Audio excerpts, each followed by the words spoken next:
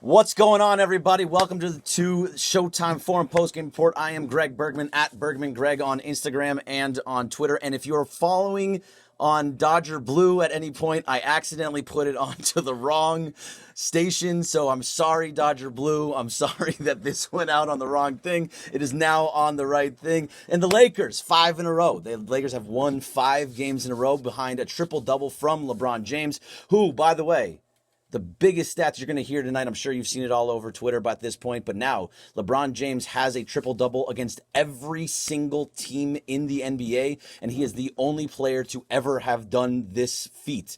So I'm going to get into all of this stuff. I want to get into everything that you want to talk about. I want to talk about KCP and the way that he played tonight. Nothing bad to say about KCP. I know it's a little bit different for me, but I'm going to say some nice things about KCP. But before we start going any further, I want to bring in my buddy here who decided to hang out with me tonight, Clinton Yates. What's up, man? What's happening, man? Clinton? I'm doing good. I'm good. I got to say, when you first told me that stat about if LeBron gets it tonight, then he'll be the only... Well, what you omitted was that he'd be the only person to ever do it. And I got to admit, I never really thought about a stat like that in the context of just what we're watching. I feel like a lot of people see LeBron and you see the outright sort of brawn. Right. You see the basketball skill, but you don't always think of the numbers that have added up. And to me, I don't know, that stat is pretty amazing. As a basic basketball fan, you know, which I am not, I consider myself an advanced basketball fan, but you don't got to be a genius to realize that's pretty wild. That is pretty wild. And so you think, oh, well, what about Russell Westbrook? I mean, he averages triple doubles. Sure. But the way I figured this all out today, it was a whole crazy thing, but this is his first year off of the Thunder. Yeah. So he hasn't had a triple double against the Thunder. So now it was like a fight between LeBron and to get it against the Thunder. But let's think about how long LeBron's career has been. Oh, you know what I'm saying? Right. Yeah, that is, by the way, the statistical add up of getting against the Thunder as well. But to think that he's getting it in this year of his career, I don't know. I can't think. Look, people talk about. I'm not going to get all into this because I'm not going to bore Lakers fans with this, but people talk about the Jordan versus LeBron kind of things, and for me, it's more so the generational kind of things you get to see. Right. You're probably not going to see anybody win 6 rings with one team ever again. But we also never saw somebody get a unanimous MVP with Curry, and we're certainly not going to see some other guy get triple doubles against every single team in the league. That's just not going to happen again. And you got to be happy to have seen it. I mean, there's guys that are out there now that are triple double type guys. I mean, Russell Westbrook is one of those, obviously, but like Trae Young could eventually become somebody that is a constant triple double against every single team in the league. Luka's probably on the list. Luka's probably on the list. I love Luka's game. I love the way he's developed. He's looked great, but I just think historically, people should take some time to recognize what's really happened with LeBron, because that is. It sounds goofy, it sounds gimmicky, but that's real. I don't know. I'm impressed. Gimmicky, I don't know. I mean, yes, maybe it sounds it a little bit, but that's a gigantic stat. You're saying it is. I haven't seen anything like that. Even like guys like Magic Johnson and nobody had those type. Oscar Robertson didn't have. And across sports, it's hard to really think of something that's similar either. This indicates that you are operating at all phases of the game that are important on an offensive standpoint. Against everybody. Exactly, against everybody in the course of your career. You've done it at least once. I continue to marvel at the greatness of LeBron James, but tonight, to be there, to see something like that. And it was a casual little triple-double. It wasn't like he went nuts. No. You know what I'm saying? A casual triple-double, Lakers pull it out, 5th in a row. That to me, it really shows the peak of his powers at this point. He doesn't have to dominate a game. Him and AD looked really good in conjunction with each other early in the game. They had their transition game going as well. I mean, it seems real good, man. Yeah, they're best in the league. They are the best in the league now at 12-2. But this is so. I was the same way. Before LeBron came to LA, I'd only watched him, in certain games again when he was with Cleveland or when he was Miami or back with Cleveland. But so I didn't watch him on a daily basis. And now as a Laker, and now since he's been a Laker for the last 2 years, I see him every single game. Right. And this is normal. This is just him at this point. He is a walking triple double. He's right there. Whether it's a good LeBron game, a bad LeBron game, he's always right there. He's got 9 rebounds and 8 assists. That's just who That's he who is. LeBron is. And I think that because of the injury and because of the quality of this team, he's really been able to find a way to pick his spots in ways that he didn't before. He always had to kind of go into takeover mode when he was in Cleveland. He always kind of sort of had at least 2 guys that were really, really good in Miami. This is a different little makeup. He's got one guy that's really good, and everybody else is probably better than a lot of the teammates he's played with, at least in terms of how they fit in.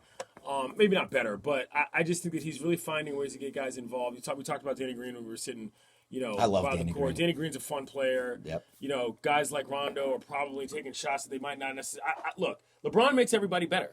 And that's something we saw tonight a lot of. It was, and that's the thing. So often you hear people say, "Oh, he doesn't make the players around him better." And insane. It's insane. You can see what's actually happening. But I mean, you're talking about how he has Anthony Davis right now, who's a 26-year-old Anthony Davis, who hasn't even hit his prime yet.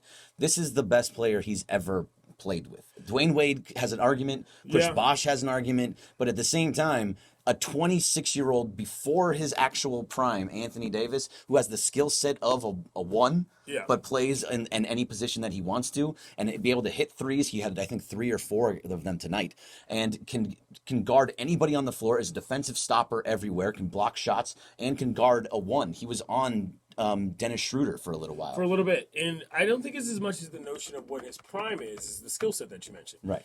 He's a big with stretch capabilities. That is something that LeBron was. You know what I'm saying? He wasn't as tall, but when he's the type of player, and this is where I get back to this type of player we get to see now that we didn't get to see before.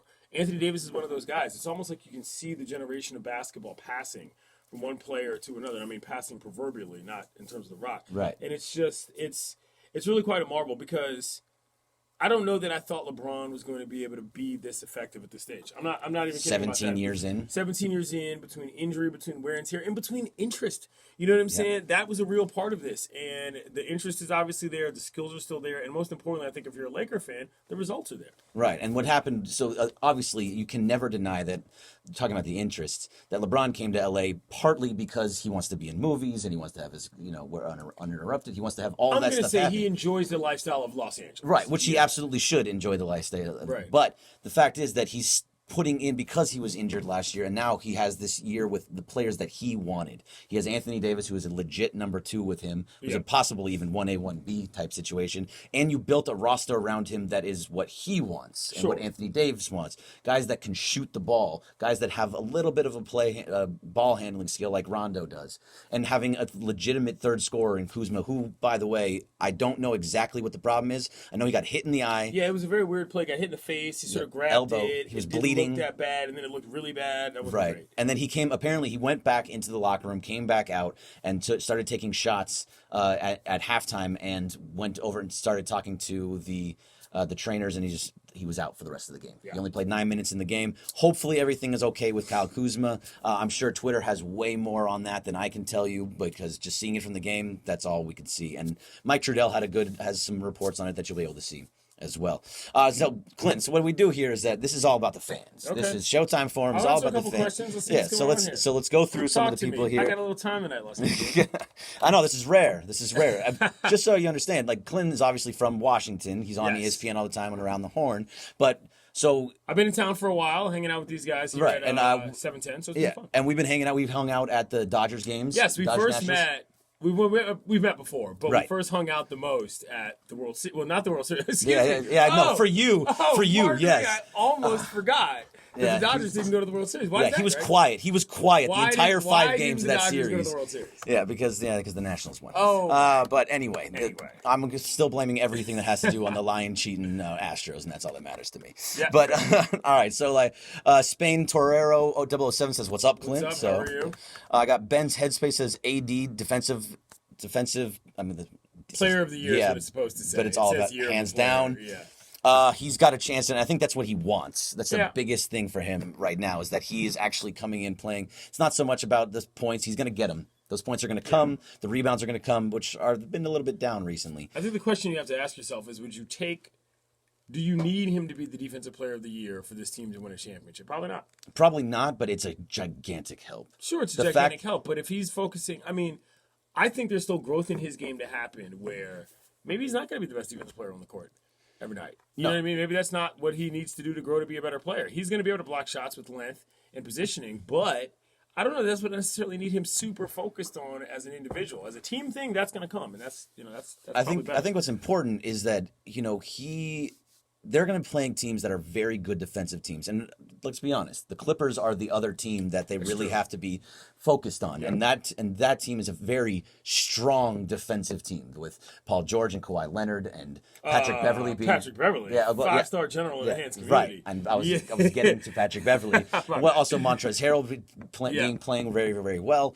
But so you have to be a good defensive team, which this Laker team so far through the first 14 games is the best defensive team in basketball. But we have not seen Kawhi Leonard and Paul George on the floor at the same time. And those are the only two guys that can handle LeBron as ones in terms of, one-on-one matchups. So the permutation is tough because do you need a team that can be as defensively strong as the Clippers, or do you need an offense that can simply outdo the Clippers in order to feel like you're going to get better? I don't know. That's what they got to figure out, and that's going to be a big task for Vogel, I think. Yep. In a 7-game series against the Clippers, it's a home game for both teams. Right. So that's completely out the door. I mean, it's more of a home game for the Lakers because every game is a home game for the Lakers. Is it going to be by the time both teams will be in the Western Conference Finals? I mean, I don't know about that. I mean, you don't know how that's going to go. No, you I don't know don't. how Clipper Nation is going to grow at this point. I mean, that's a crazy thing to say.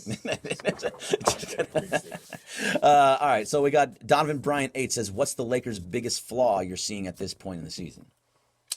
That's a good question. I'm gonna guess bench play. You know what I mean, and not that bench play is a problem. Don't get it twisted here. Sure. But Kuzma's coming off the bench. Which is where he belongs. Which is where he belongs. But I mean, did you think that the ceiling of Kuzma's sort of situation was a bench player or was a sixth man on this team? I think he fits best as a sixth man on this That's team. a different discussion from what I'm saying. Saying that is if you want this team to be championship for sure caliber, that guy's got to be able to start. You know what I mean? That's a personal opinion. Sure. I'm not saying that Kuzma's wrong or bad. I just think that if you're really talking about an 8-man rotation where one guy could probably start, Kuzma, I don't know, man. I need him to be better for me to really lock into where this team is. All right, so let's be fair to Kuzma, where he did not play any basketball from end of July, beginning of August, until about 2-3 weeks ago. Yeah. These are not knocks. These are just pointing out the timeline. Because he got injured, wasn't able to go. But he had 5 straight games of having 3 3-pointers at least in every game, in every one of those 5 games. The record was 7 set by Kobe Bryant. Right. So he was right there about to be on a Laker record, but he ended up getting hurt, so we don't know what could have happened in that second half. But I just don't know if Kuzma's a role player or a starter yet, and I think if he develops into starter material, this team is undoubtedly the best team in the league. Totally agree, but a part of that has to be with it's a defensive team. He needs to be better on the defensive end because I know you're saying that AD doesn't need to be the best player defensively on the floor, but this team needs to be good defensively. Everybody else has to be good in order for that to make sense, right? Right, exactly. So when Kuzma is on the floor, while he's hitting 3-pointers, that's great and getting to the basket. The things that he does is he's a slasher, he's a spot-up shooter, and he can be a good passer, and his defense has gotten a little bit better. But if he can be that for this team, yes, their sky is the limit. But him in the starting lineup just, to me, doesn't make sense. And maybe it does to you, but you're going with a lot of height there.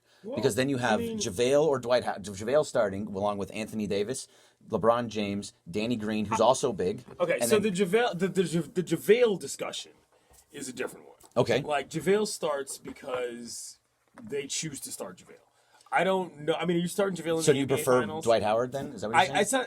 Or is it neither one of them? They're to both me, it's neither one of them. You know what I mean? Okay. To me, if you find, because for JaVale gets into too much foul trouble for my taste. You know what I'm saying? To really be starting that guy. And Dwight Howard is not really the answer. So maybe it's a smaller lineup. I mean, maybe that's just me. And this is what the Vogels and the kids of the world are there to work out. I'm not but we're picking real nits here. I mean, this Right. team is that good. I'm not going to Well, imply that anything is wrong fair. with any of the rotation of the Lakers. That is not what I'm getting at all. What I'm saying is that when you go through a postseason tournament, you've got to find different combinations that work for different teams and different opponents. And what's going to work against the Clippers might not necessarily be what works against whoever your first round matchup is. And they're going to have to find a way through load management and through man management to make sure that those different lineups can work out, because it's a different situation when you've got 4 and 5 games against different guys. All right. Well, the load management discussion is a whole nother discussion too. I meant within the context of the playoffs. I know. That's what I meant. Of course, Yeah. no, but I think it's a fair thing to talk about. Is that, and a lot of Laker fans that are watching, they all want to know how much we going to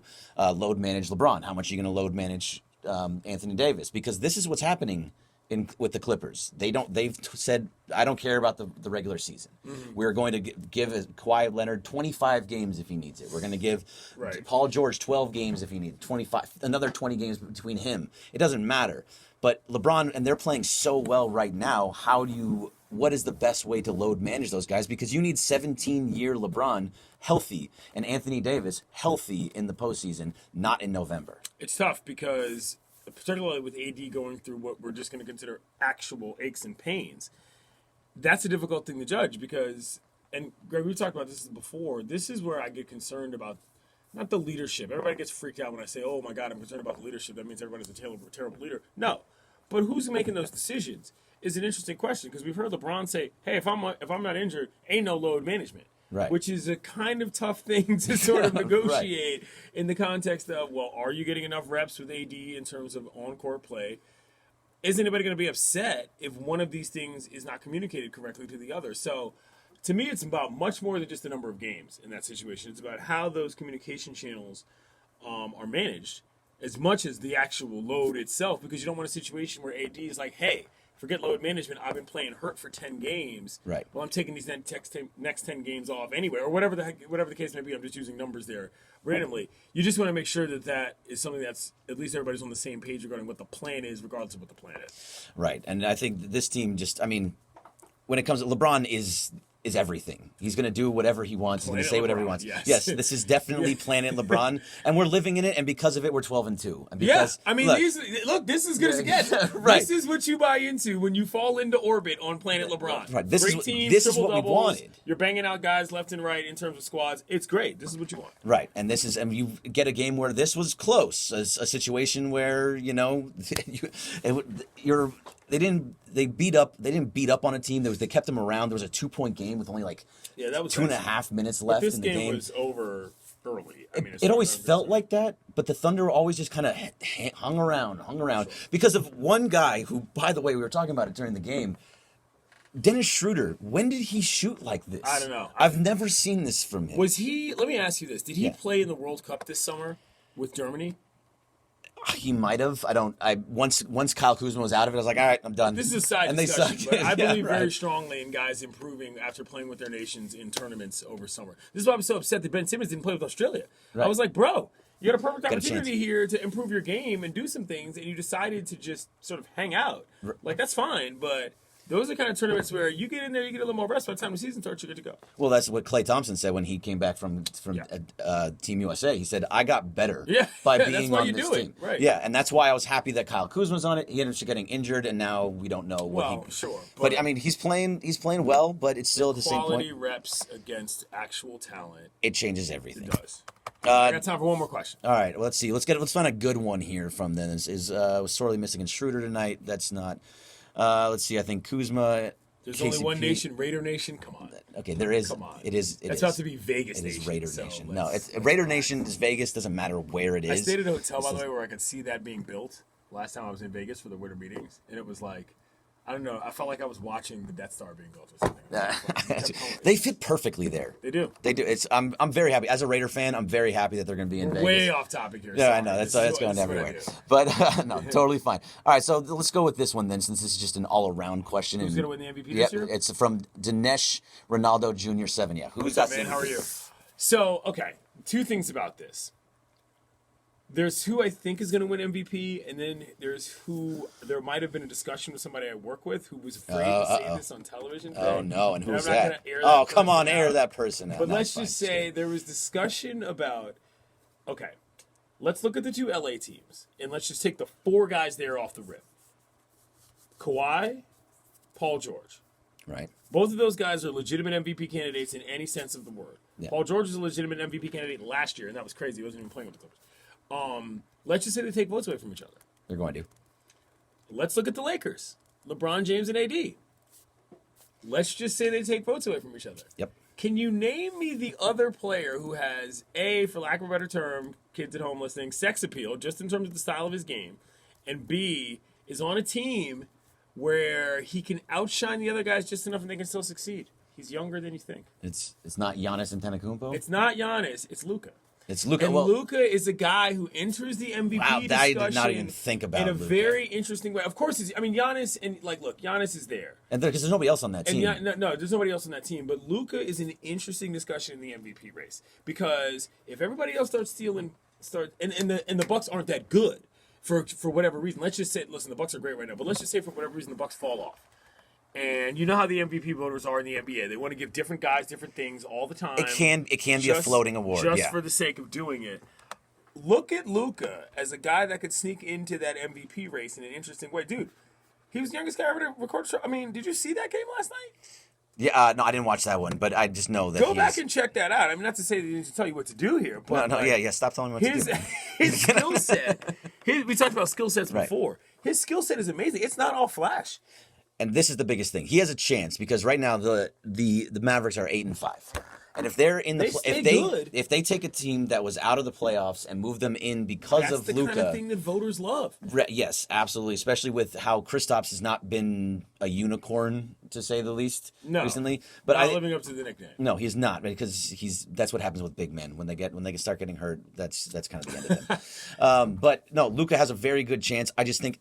When you have a guy like Giannis who is doing everything for his team and he's going to end up in that 1 or 2 spot, despite the fact that he won it last year, and you're going to take away like LeBron has a chance. If he keeps getting triple doubles on a regular basis and this is the best team in basketball and they have the 1 seed in the West, he's got a great shot. Giannis has a chance too, but I think that this might be a situation. I mean, Giannis is a tremendous basketball player. Yeah. But if Luka somehow is so improved that you can't just give him the most improved player, and the Mavericks are in the playoffs. He absolutely gets most improved. You know what I'm saying? Yeah. Like, then what are we talking about? I don't know. I mean, again, this is all dependent on the 2 the 2 Los Angeles teams having a lot of votes cancel each other out. That's really all this is dependent on. The 4 best players in the league all play in Los Angeles. Right. So yeah, if you give the top 5, the top 4 of them are all in. Right, and Giannis might fall into 2 or 3 or whatever. Do you put Harden in there?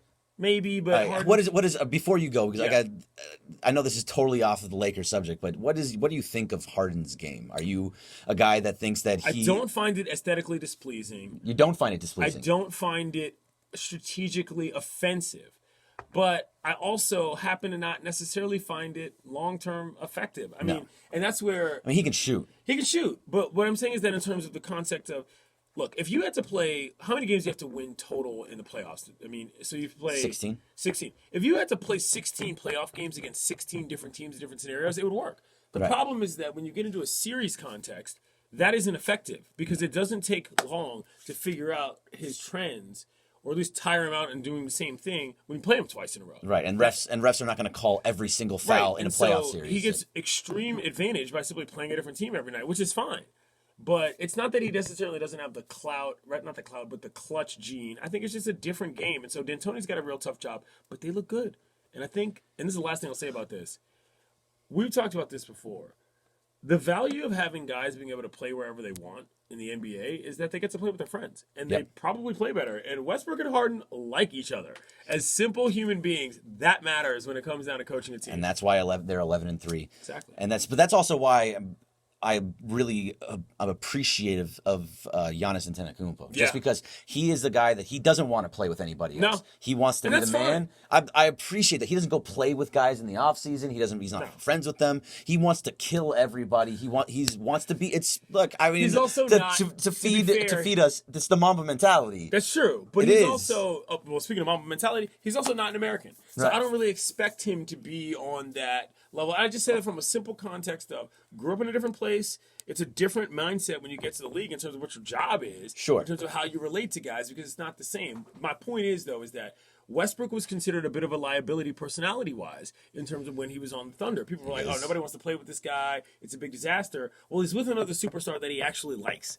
And you see the results. Well, they were good. They were good when James Harden was in Oklahoma City. This all feeds into the same point. Right. So play with your friends. You might play better. Yeah. Well, that's why when you had LeBron go to Miami to play with Dwayne Wade, it's like, hey, I got to play with my friend. Rings Fine. galore. Exactly. Yeah, exactly. And that's why you also not see Carmelo with him. All right, Clinton, thanks a lot, man. Appreciate you. Bro. Good. All right, I'm still gonna say, get it. I still have about 30 minutes here, so I'll be answering all of your questions. Now we can talk about the game itself. Thank you very much to Clinton Yates for coming by. Have a good night, y'all. Thanks again. Appreciate you being down here. All right, so let's start off with some of your questions that are all about the game tonight. And, well, really, we can just start before I get into that about KCP. Because KCP came through in such a clutch manner that I really don't have much poor to say about him. As soon as he has joined this starting rotation, the starting lineup, he has been incredibly better, where he's averaging double-digit points, the shot is falling, he's hitting three-pointers, he's playing good defense. I was sitting right in front as I saw Danilo Gallinari trying to back up on KCP, and all he was doing was just standing his ground, holding off on a much bigger Danilo Gallinari, and was playing great defense, and nothing ever happened. I think they even had a shot clock violation because of the defense that KCP was playing. Very, very happy with how he's been playing, and really just his all-around play in general since he's been in the starting lineup. And just so you can see, if we look at his numbers real fast, he was 5 of 9. He was 3 for 4. Is that 3 for 4?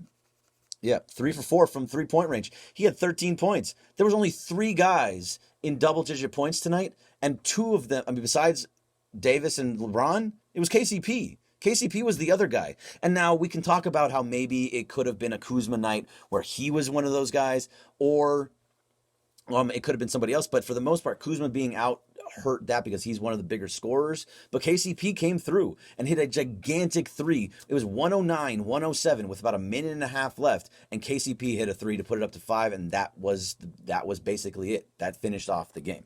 All right, so let's go check out what you guys are talking about. D10010, bro, you can't give Luka MVP. What are you talking about? That was over to Clinton. That was interesting. I thought it was an interesting point, and if he continues to play as he has been, I can see how it's a story, but I still think that most likely it's going to come from either LeBron or Giannis, because really Paul George is going to sit out too many games.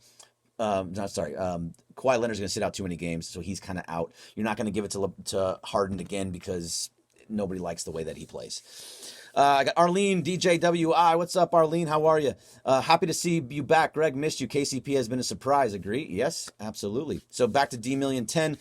Storyline matters in MVP. LeBron comeback season. Lakers best team in the league. Leads in the NBA in assists.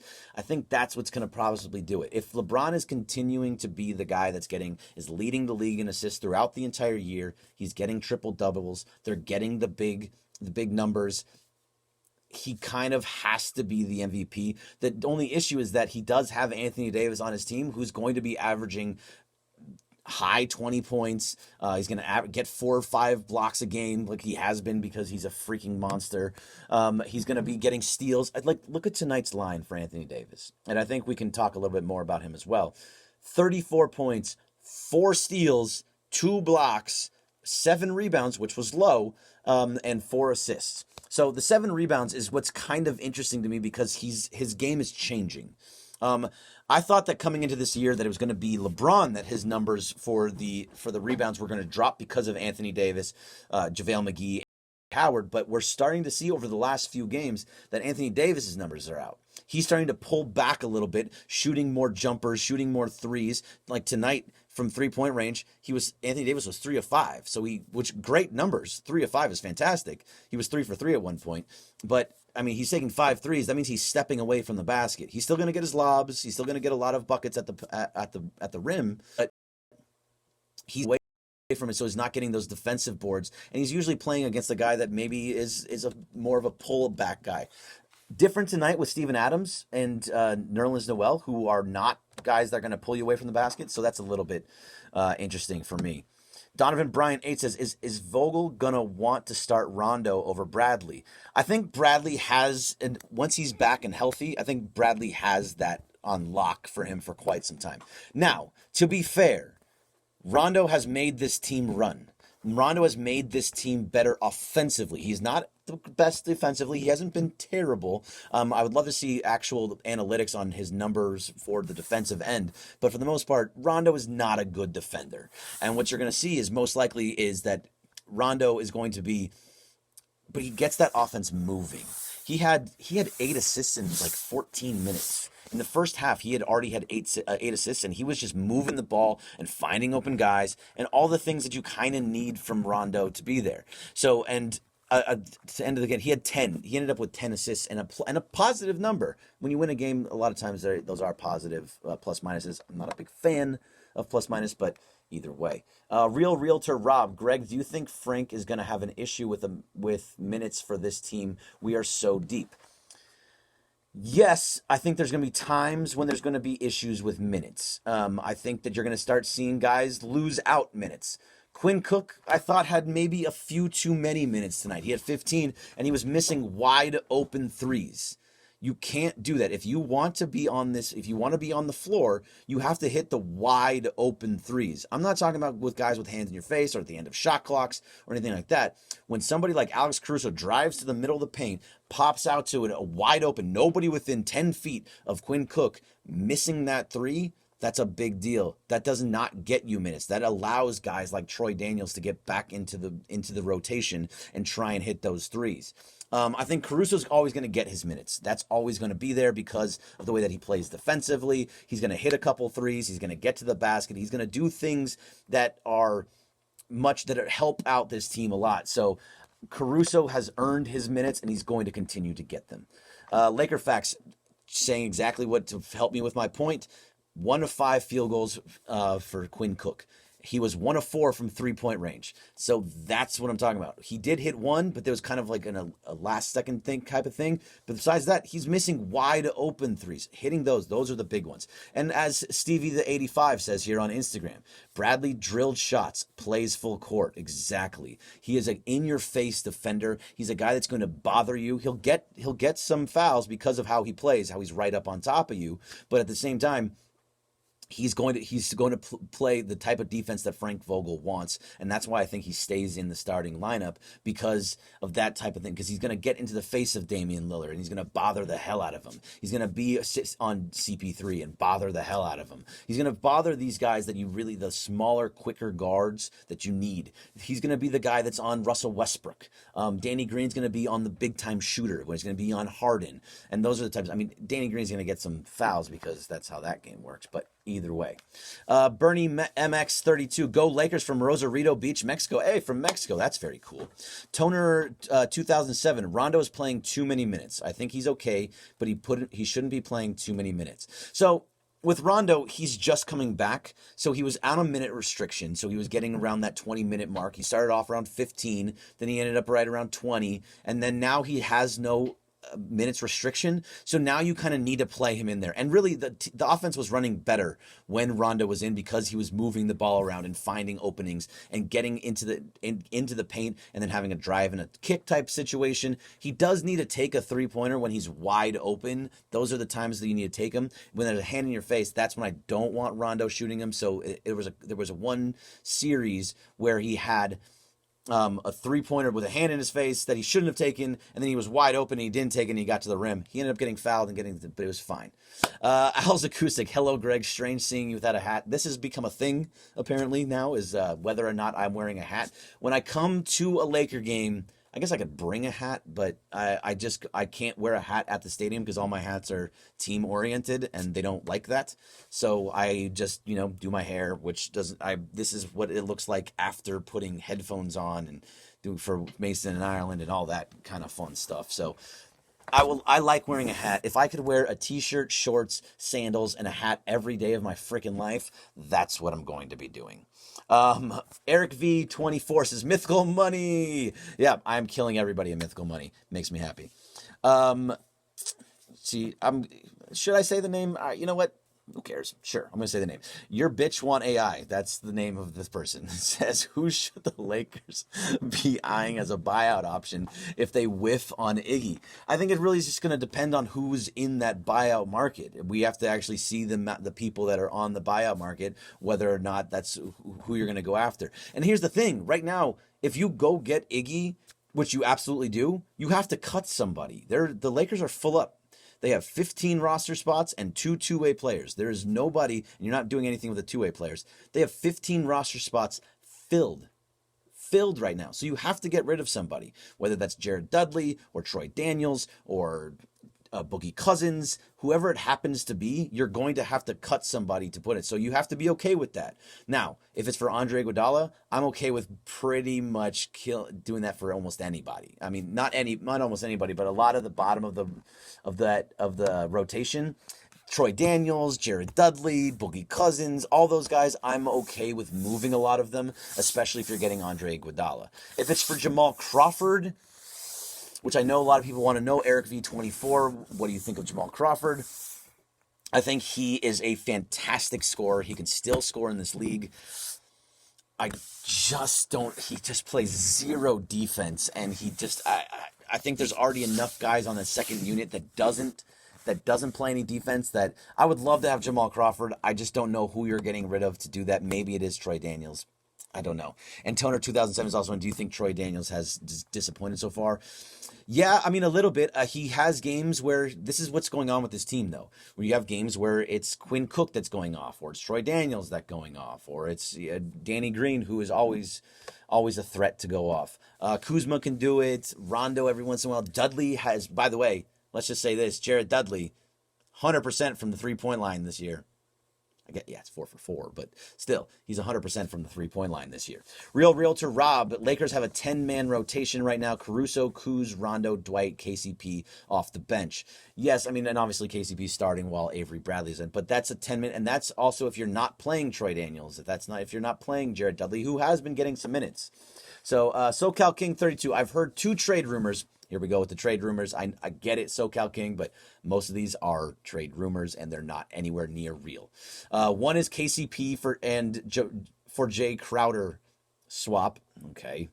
The other is KCP, THT, and some other guard for Dennis Schroeder.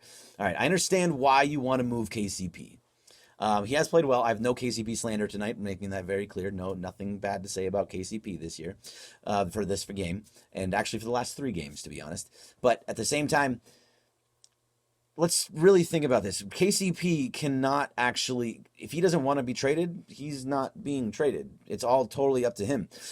He has a de facto no trade clause. He's coming from a 1-year deal on a 1-year deal on a 1-year deal that gives him his bird rights, and he is also a clutch client that brought in LeBron, and that's why he's making the types of money that he is. And really, all of those things spell not leaving the Lakers. So all these rumors that you're hearing are not rumors from legitimate sources. These are rumors from Reddit and just people playing a lot around on the ESPN trade machine, which is fun to do. It's just not really all that possible. Most of these things, it's going to be very difficult to move KCP. A lot of trades. They'll do something at the trade deadline. I don't know what it's going to be, but I know that at some point they will do something. Laker Facts was talking to someone else. Why didn't you? Let's see. I'm not a fan of the Crawford edition. Laker Facts. No, I mean, I don't really like it. It's just one of those things. I like his scoring, but that's about it. Let's see. I got Jeremy Chan says, miss you and your hats, bro. You look too clean. Yeah, well, don't worry, because there's a game on Friday that I will be doing the post game for, and I'll be at home. So that means that I can wear a Laker shirt and a Laker hat, and I can be comfortable again. You don't actually get to see what I'm wearing underneath. I'm going to have basketball shorts and sandals. Actually, I'll be at my house, so I won't even be wearing shoes, and it'll be fantastic. And I'll love it because then I'll turn off the computer afterwards, and I'll lay down on my couch, and I'll watch Disney Plus. And I know that that's supposed to not the best thing, but I just got it, and I freaking love it. So I'm not too bad. Anger is a gift. You don't. All right, so you never played Why You Talking. I don't even know why I read your thing, but here's the thing. No, I never played in the NBA, but I play basketball every single week. I've been watching basketball. Do you want to come on here and say it? So yes, and as Laker Fact says, why don't you leave? Look, I got no problem. If you want to be in here and tell me how much I know nothing, that's fine. But give me a reason of what I'm saying. Don't just tell me that I don't know anything. Actually give me a reason of what I don't know. Tell me the opposite of what is, and we can have a conversation. That's what the whole point of this all is to have the conversation. So if you want to come on here and yell, that's fine. Like, have at it. I'm not going to kick you out because I don't care. But come on here and actually make it a conversation, and then we can have a real, and then that's fine with me. SoCal King 32, why don't you have a Laker polo? And Disney Plus is awesome. I do have Laker polos. I just don't feel like because I'm going to the games that I should wear a Laker polo. So I'd wear other polos, and also if they say ESPN will lay on it, I don't like doing that, and it's not my thing. They don't have angels in the outfield on Disney Plus. That's a disaster. First of all, if you don't have angels in the outfield on Disney Plus, I think they need to fix all that, because that movie. That was a fantastic movie back in the day. Let's see. D10010, bro, don't worry about that troll. Oh, I don't worry about anything. Here's just the thing. It's like, I'm just telling people that if you are going to come on here and troll, that's totally fine. I have zero problem with that whatsoever. But if you're going to do that, just have a conversation. Give me reasons to actually tell me what's happening, why you think that. Dinesh Ronaldo Jr. 7. What will the Lakers regular season prediction? Minus 62 and 22. You got to redo that. Maybe you're either thinking 62 and 20 or 64 and 22. Or sorry, 60.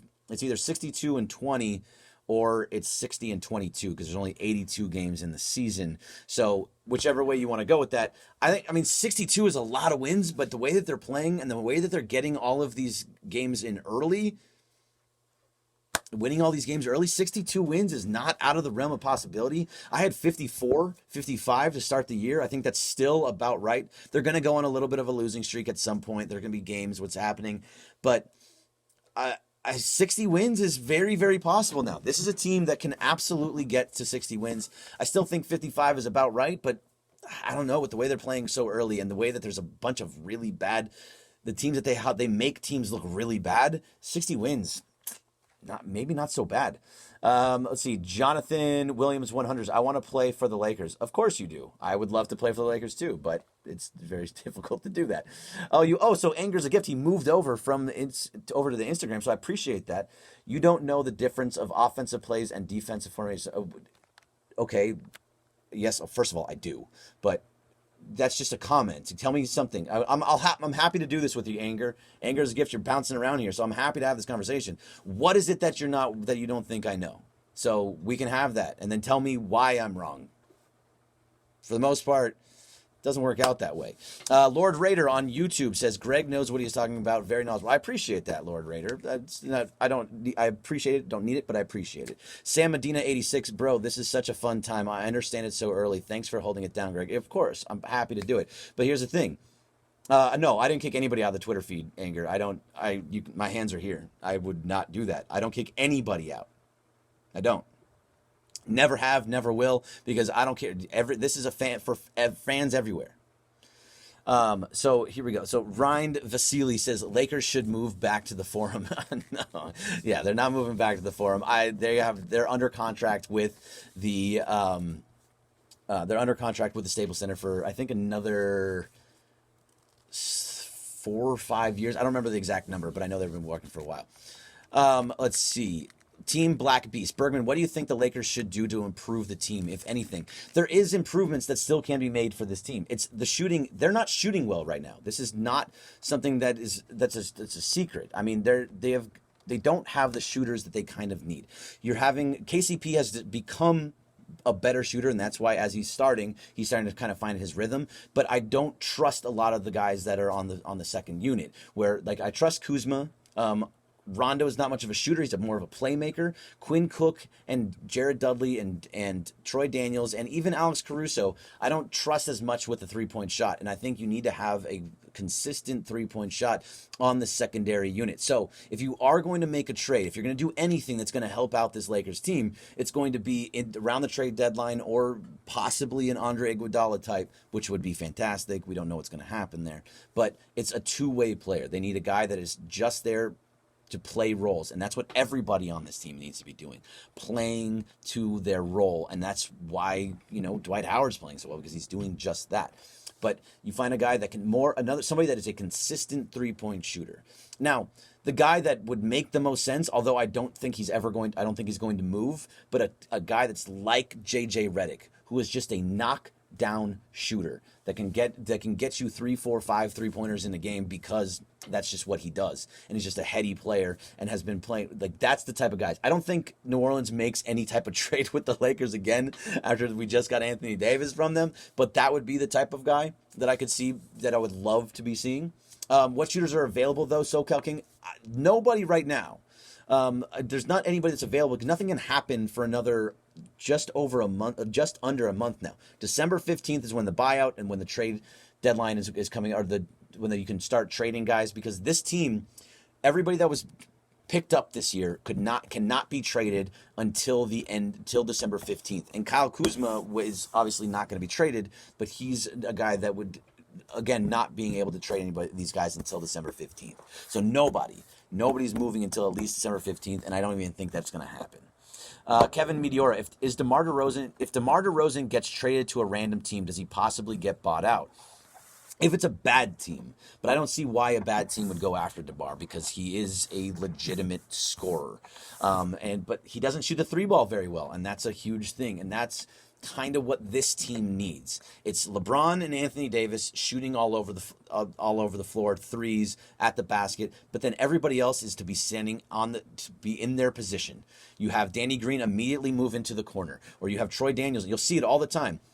Over into a corner. All these guys directly into the corner, because when LeBron or Anthony Davis or whoever it is that can get the ball inside of the paint and get to the basket, if there is a shot blocker or somebody that's there that can put their hand up, there's a leak out all the way over into the corner, always wide open for a 3-pointer, and Quinn Cook was the guy that was not hitting them tonight. Nick Hamilton, what's up, my man? Nick Hamilton, LA, who is of the Showtime Forum podcast. Great podcast with him and Chris Camello. Make sure you check it out. There's always great discussions between the two of those guys. If they don't get Iggy, could they get Jamal Crawford? We're talking a little bit about Jamal Crawford, and Jamal Crawford is available right now. You can go get him whenever you want. The problem is, and this is what we've been talking about just a little bit before you got in here, Nick, was that you have to cut somebody. The Lakers have 15 guys on their roster right now, and then it's actually 17 with the two-way contracts, but those don't actually go. You don't touch that. You have to cut somebody. You have to cut Jared Dudley. You have to cut Boogie. You have to cut Troy Daniels. You have to cut Quinn Cook. Somebody needs to be cut in order for you to get in there, and so that's just not going to happen. It's going to be very difficult for somebody like that for that to happen. Medina Randall says, what pieces are you willing to give for JJ Redick? Look, they're going to want a lot, and that I don't think, as much as I can name off pieces for you, I'm not the best at these trade scenarios, but I don't think you have what they're going to want. And also, I also don't think that the Pelicans trade with us at all, period, especially after what just happened. So JJ Redick is a fantasy, but he's a fantasy that we all kind of really want to have. Let's see. What pieces? We did that. Toner 2007. Almost every team has a consistent shooter or two. Lakers don't have one. Well, that's tough to say. I still, as much as Danny Green has been struggling for this 3-point shot recently, which is kind of shocking, and his minutes have gone down a decent amount, I consider him a consistent 3-point shooter. I consider Anthony Davis, LeBron James, consistent shooters. I think also once Kuzma is completely and is totally healthy, I consider him a consistent shooter also, and he's the guy that really needs to step up and become that consistent shooter. And he had been. He had 5 games in a row with at least 3 threes. He had 1 in the game tonight before his eye got cut. And Nick says, let's cut Boogie or Dudley. Yeah, I think those are the two those are your choices. Maybe it's Troy Daniels, but that's a 3-point shooter that I don't think you get rid of a 3-point shooter. So it is going to be either Boogie or Dudley. Dudley's one of those guys that is just always going to be there and is just going to do whatever you want from him. He's great on the bench, great locker room presence. But if you're going to get Iggy, I could see him being willing to go, especially if you are hoping for some reason that Boogie is going to be ready for the playoffs. Otherwise, yeah, you cut Boogie in that situation, and I think that's probably the best way to go. Nick Hamilton believes in Quinn Cook. Good for you. I hope so. he's hurting himself. Tonight's game is something that would hurt him. By the fact of missing multiple wide open 3-point shots, that takes you out of the rotation and gives Troy Daniels another shot at it. If he's hitting those shots wide open, nobody within 5 to 10 feet of him, then he stays in the rotation, and that's when he starts playing and hopefully getting his shot going. He's not doing it right now. So until that happens, that's when he's going to be he's going to be going in and out of the lineup again. SoCal King 32, DG just can't stay out of foul trouble. That's why he's struggling. He's a very good defender. I love the way he does, but I just don't. Yes, he gets into way too much foul trouble, and he stays off the floor because of it. Tan Marino 13 on Twitch. Always love the Twitch people there. Appreciate you, Tan. Dudley wouldn't be hard to cut. Ryan Anderson is a free agent at the moment. I think he was shooting like 200 from three this year, though. He hasn't been shooting the three ball very well for the last couple of years. I don't think he's the guy that they're going to be looking for. Devon Johnson says Ryan Anderson just got waived. Yeah, again, not the guy that I think it goes to. Spain Torero 007. Above all, I'm glad LBJ is still healthy, starting the season this strong. Yeah, great to watch LBJ. Again, we were talking about it with Clinton Yates earlier, that you want him healthy in the postseason and not so much right now. I'm happy with it right now. 12-2 and a 10-game lead this early. Those are all, or 10-game above 500. That's fantastic, and it really, really helps. It's just that, I want him to be healthy in playoffs, and I don't want it to come biting us in the ass in the end of the year when he's like, God, if he just would have taken a little bit more time back in November off. But I'm happy seeing him play. He knows his body better than anybody else. He knows how much he can push on it, and he's pushing on it really well. Let's see. Jeremy Chan says Rondo to Caruso tandem getting pretty good. Yes, it is. And look, that's what Caruso does. Rondo and Caruso, both guys that move the pace, and that's why I love seeing both of those guys on the floor. All right, I only got a couple of more minutes here, and then I'm going to get out of here. And also, yes, SoCal King 32, as also Ryan Anderson is a terrible defender. Yes, more defenders, more two-way players, guys that can shoot the three and defend at the same time. Roderick O'Keefe, besides the defense taking breaks throughout the game, the Lakers look good. Kuzma was on track for a good game before the eye injury. Coach did a good job. We were losing games last year. We were losing these games last year. Yes, we were. Totally different team. I mean, you just can't even, it's so difficult to compare the two teams now because it's let's just get this straight really fast. Kyle Kuzma is the longest tenured player on the Lakers. He is the longest tenured player on the Lakers. This is year 3. Let that sink in. After Kuzma, LeBron James is the next longest player on the team. Actually, KCP might be. But either way, crazy, right? Fire Show Media on YouTube. Giannis can accomplish it as well once he matures. I'm sure we're talking about something along with it. But yeah, anything that Giannis, he can accomplish anything because that dude is fantastic. Ryan Vasily says, what do you think about the Shaq Lakers jersey? It's not my favorite. It's not the worst. I would have preferred the blue jerseys, the light blue jerseys, like the Crenshaw style jerseys. That would have been the best for me. But whatever, it was fine. They're just jerseys, and at least they're for Shaq. They got that that like MDE on the side, where the most dominant ever. It's not the best, but look, they're city jerseys. Most of the city jerseys are garbage. Have you seen the Dallas Mavericks city jerseys? Garbage. Flat out garbage. No thank you on any of those. Fabulous Me says, hoedown on your phone. Yes, this is the hoedown on my phone. Look, I'm not holding a phone. Look, just to be honest with you, I'm not holding a phone, so it's all right here. All right, I got time for 1 or 2 more questions, and I'm going to get out of here. I'm ready to go home. I got an early day tomorrow and a late night tonight, so let's get out of here. Young JD says, Lakers racking W's for now, and then I believe the rest will come later in the season when we have a pretty good cushion. Yep, hope so. SoCal King, loving Frank Vogel so far. Had my doubts at the beginning, but man, he surprised me. I love Frank Vogel. I'm a huge Frank Vogel fan. He makes adjustments at half. They have one of the best third quarter teams in the NBA. They outscore their opponents in the third quarter by a pretty large margin. I don't have the actual numbers on me, but they've been fantastic there. They also, it's not just from from half to half. It's from game to game. The game to game is where they're being just as good. They're changing. If they see that they're not playing very well in transition defense, they fix the transition defense, and it's a ton better in the next game. Then something else goes wrong. The turnovers are too high. The turnovers drop considerably. This is all coaching, and so I have to give a lot of credit to Frank Vogel, and I love Frank Vogel. Laker facts, yes, the Mavs jerseys are horrible. Ryan Vasily, Dallas Maverick jersey looks like Fresh Prince TV show. Yes, it does. LM85, how do you think the road trip goes record-wise? There's 4 games that they're going to have there. It's going to be difficult. Look, the back-to-back, they're going to lose. I feel like they're going to lose one of these games. They have Oklahoma City again on Friday.